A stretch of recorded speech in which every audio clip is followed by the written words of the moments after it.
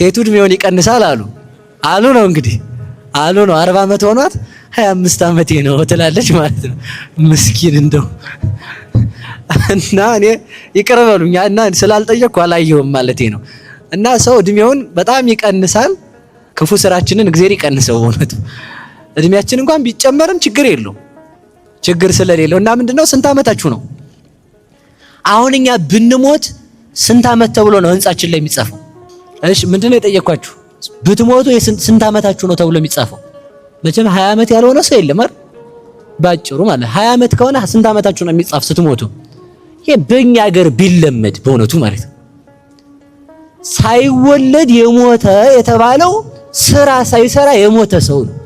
ስራ ሳይሰራ ዝም ብሎ ተጎልቶ ኖሮ ዝም ብሎ ይሄደ ማለት ነው። ሰው መወለዱ ስራ ሊሰራ ነው።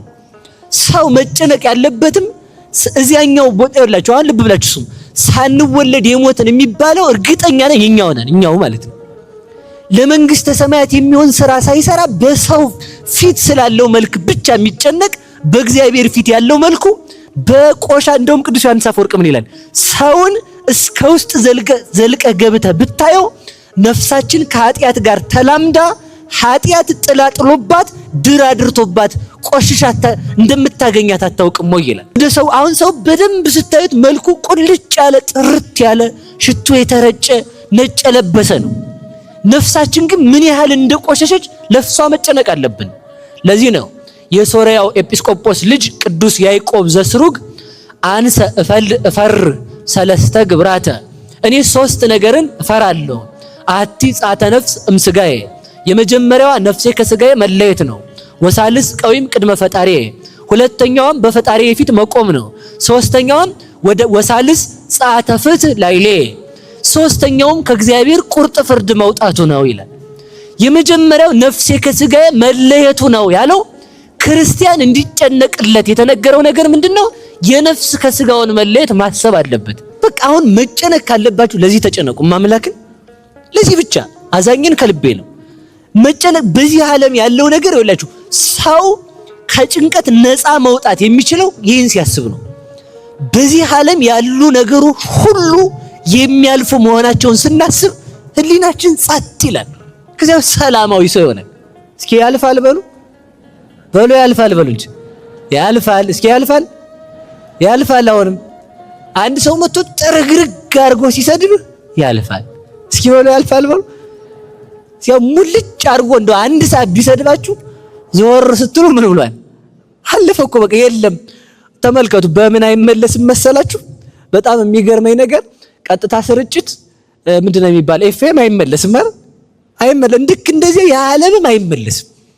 ስድብ እንደሚያልፍ ካወቅ እኮ መመለስ አችልም ነበር። ሰው ራሱ ሰው ሰድቦት ለዚያ ማስተካከያ የሚሰራው እንደማያልፍ ስለሚረዳ ሰው ሁሉ ጊዜ ማለፉን ማሰብ ያልፋል። በቃ አለፈ እኮ ትናንት እኮ አለፈ አላለፈም።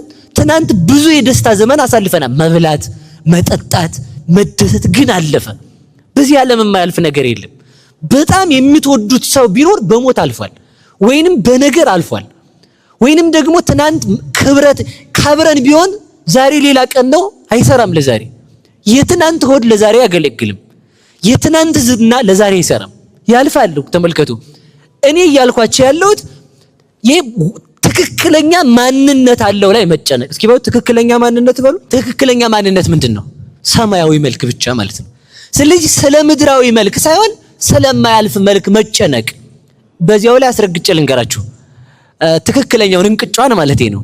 ስለማያልፍ መልክ መጨነቅ ከጀመርን የሚያልፈውን መልካችንን መጨነቁን እናቆማለን። ያ ማለት አትታጠቡ ቆሽሹ ማለት ሳይሆን እግዚአብሔር በሰጠን ብቻ ማጌጥ እንጀምራለን። ያ ማለት የምንጀምረው ነገ ስላለን በፈጣሪ ፊት ስላለን ማንነት ነው እንጂ 50 ሰው ፊት ስላለን ማንነት መጨነቅ እናቆማለን ማለት ነው። 50 ሰው ፊት ስላለን ማንነት መጨነቅ ስናቆም እግዚአብሔር ፊት ሊያቆመን የሚችለውን ነገር መስራት እንጀምራለን። ገብታችኋል? ሐሳቤ እየሰማችሁ ነው? ጠቅላይ ሚኒስቴሩ ነገ እሺ ተውት፣ ጠቅላይ ሚኒስቴሩ ጋር ልውጣ እንደው ሰው ለምን ሰው ትነካለህ ነው የምትሉኝ? ትቻለሁ፣ አልነካም። ሰው ኤምባሲ የምትገቡ ቢሆን ነገ ኤምባሲ የምትገቡ ቢሆን እየሰማችሁ ነው? ነገ ኤምባሲ የምትገቡ ቢሆን ማታ ምንድነው ዝግጅት የምታደርጉት? ዝግጅት ይደረጋል እንጂ ኢንተርቪው ልምምድ አለ። እንደው ምን ልልበስ ምን ልበል ፈርቻለሁ። እንደው ሰው እኮ እንደዚህ እየዘፈነ እኮ ነው የሚገባ። አላያችሁትም? ጎዳዩ ያለ ማለት ነው። አሁን እዚህ ጋር አራት ፌደራል ቢመጣ ሰው ጭንቅላው ለውጣማ ተወለው እዚህ ተሰባችሁ። እንደው እኮ አስቸጋሪ ነው። ተመልከቱ ታዲያ ይሄን ነው ማሰብ ያለብን። ምን መሰላችሁ? በደንብ ማሰብ ምን አለ ሊቁ ሲናገር ግሩም በውስተ ደመናት ወለውልም ሰማያት። ደመናው የገረመ የደመናው ፈጣሪ እንዴት ይገርማል አይደል? ደመናው ያስፈራ የደመናው ፈጣሪ እንዴት ያስፈራ። ተመልከቱ እሳትን ከፈራ እንዴት እግዚአብሔርን አይፈራም? ቢያንስ እሳት አትፈሩም? ለዚህ ነው ከኃጢአት የተጠበቀ አንድ አባትን ምን አለችው አንድ ሴት አባ አለችው ቅዱስ ኤፍሬምን እንዲህ አለችው እንደው በጣም ነው የምወድህና እንደው ስትለው በጣም ትወጂኛለሽ? አዎ እንግዲህ በጣም የምትወጂኝ ከሆነ የምለውን ታረጊያለሽ የፈለግከውን አንቺን እንዳላይሽ ትልቅ ግንብ ገንቢልኝ አላት ማለት ነው። አያችሁ አንቺን እንዳላይሽ ከወደድሽኝ እሱ ነው መፍትሄው እሱ ነው አለ። ይኸውላችሁ ከዛ ደግሞ አንድን አባት ምን አለችው መሰላችሁ አንድ ሴት አባ አለችው አቤት እንተኛ ነገ እኔና እንተኛለን አላት። መቼም እንተኛ ይገባችኋል አይደል?